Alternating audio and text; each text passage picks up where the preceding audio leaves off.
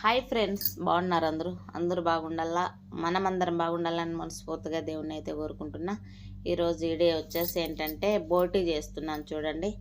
బోటీలోకి వేసే ఐటమ్స్ అన్నీ ఇవైతే నేను బోటీ చేసేటప్పుడైతే వీడియో తీయలేదు, కానీ ఇప్పుడే చూడండి. పసుపు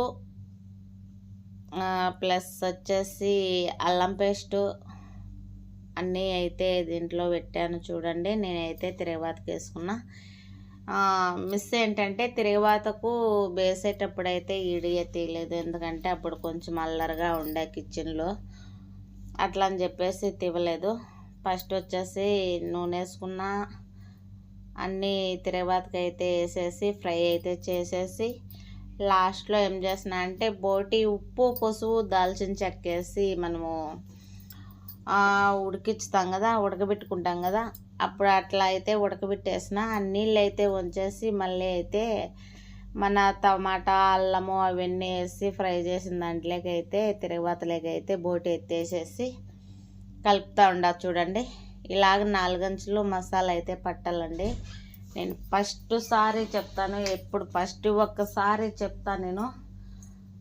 ప్రతిసారి ఈడియే పెట్టేటప్పుడల్లా ప్రతిసారి చెప్తా, రావచ్చు వాయిస్ ఇస్తాను అంతే. ప్రతిసారి చెప్తా ఉండా నేను, చెప్తా ఉంటా 4 అంచులు బాగా మసాలా పట్టిందాక కలుపుకోవాలని చెప్పి. చూడండి, ఇదైతే ఈరోజు అయితే బోటీ అయితే చేస్తున్నాను నేను. బోటీ కర్రీ అయితే చేస్తున్నాను, అయితే ఫ్రై చేస్తున్నా. కరివేపాకు అయితే ఏం చేయాలంటే మనం తిరగబాతులో వేయకూడదండి. బోటీకి అయితే తిరగబాతలో వేస్తే పైన అయితే వేయాలన్నమాట. అంతా అయిపోయేటప్పుడు మనం బోటీ గిట్టి వేసేసేటప్పుడు అయితే కరివేపాకు వేసి తర్వాత అయితే మసాలా అయితే వేసుకోవాలి, దాంట్లోకి కావాల్సింది. ఇప్పుడైతే గరం మసాలా అయితే వేసాను. ప్రస్తుతానికి గరం మసాలా వేసాను. గరం మసాలా వేసిన తర్వాత మన కారం అయితే వేసుకోవాలండి. సరిపోయేంత కారం వేసుకోవాలి. నేనైతే కారం బాగా తింటాను కాబట్టి నేను కొంచెం ఎగస్ట్రానే వేసుకుంటా. చూడండి, ఎగస్ట్రానే వేసుకున్నాను నేనైతే కారం బాగా తింటాను. తర్వాత వచ్చేసి పసుపు కానీ సరిపోయేంత పసుపు అయితే వేసేసుకుంటాము. వేసేసాను. మీరు నాకంటే బాగా బోటీ చేయడము వచ్చిన వాళ్ళు ఎవరైనా ఉంటే కామెంట్ బాక్స్లో కామెంట్ పెట్టండి. ఖచ్చితంగా మీరు చేసేనట్టుగా నేను చేసి వీడియో అయితే పెడతాను. ఎందుకంటే బోటీ చేయడం అంటే నాకు మామూలుగా బోటీ గోంగూర వచ్చు, కానీ ఇలాగా బోటీ ఫ్రై చేయాలంటే నాకు రాదండి. ఏదో చూసాను, ఫ్రెండ్ చేసింటే చూసి చేస్తున్నా అంతే. అది ఎంత మాత్రం టేస్ట్ బాగుంటుందో ఉండదో తెలియదు.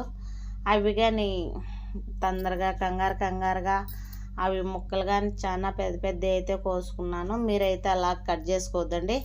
కట్ చేసే ముందు మీడియం సైజులో అయితే ముక్కలు కట్ చేసుకోవాలా. నాకైతే డ్యూటీకి టైం అయిపోయిందని దాంట్లో సాల్ట్ కానీ యాడ్ చేసేస్తున్నా చూడండి. ఎందుకంటే ప్రతిసారి చెప్తానండి, నేను 24 గంటలు వంట చేసి వంట చేస్తూ ఉంటాను కాబట్టి అన్నీ అందాజుగా అయితే వేసేస్తూ ఉంటా. నాకైతే కొలతలు తీసుకొని నేను చాలాసార్లు వీడియోలలో కానీ ఆ విషయం చెప్పాను నేను. చాలామంది మా ఫ్రెండ్స్ వాళ్ళు కానీ అడుగుతాను, ఏంది వీడియో చేస్తావు దాంట్లో కొలతలు తీసుకోవు అని. కొలతలు నాకు చాలా అలవాటు తక్కువండి.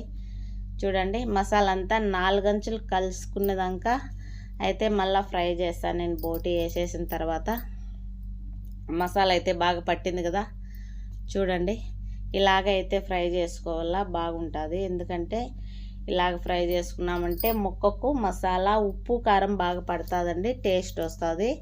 ఏ కూరకైనా కానీ ఏ వంటకైనా కానీ మసాలా ముక్కలకు బాగా పట్టినాక ఫ్రై అయితే చేసుకోవాలా, బాగుంటుంది అనమాట, టేస్ట్ బాగుంటుంది. అయిపోయింది. నీళ్ళు అయితే సరిపోయే నీళ్ళు అయితే వేసేస్తున్నా చూడండి. సరిపోయే నీళ్ళు అయితే వేసేసి నీళ్ళల్లో కానీ మసాలా అంతా ముక్కలకు పట్టాడుగా, ఆ నీళ్ళు మనకు సరిపోయినాయా లేదా అనేట్టుగా అంతా బాగా బోటీ అంతా సక్రమంగా అయితే బాగా కలుపుకోవాలన్నమాట. 4 అంచులు మన అడుగంటిందా లేదా అడుగ్గానే, ఎందుకంటే కొన్నిసార్లు అడుగ్గానే అంటుతుంది కదా, అలాగ అడుగంట కన్నా మనమైతే బాగా అయితే కలుపుకోవాలన్నమాట. ముక్క మునిగిందాక నీళ్ళు అయితే వేసేసుకోవాలా.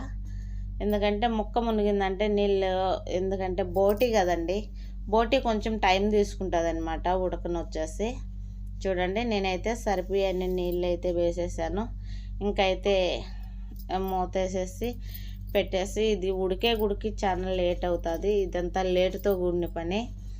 నాకైతే టైం సరిపోలా, డ్యూటీకి ఒక పక్క అయితే టైం వచ్చేస్తుంది. ఇలాగ ముక్క అయితే మునగల్లా ఎప్పుడైనా కానీ బోటి చేసేటప్పుడు.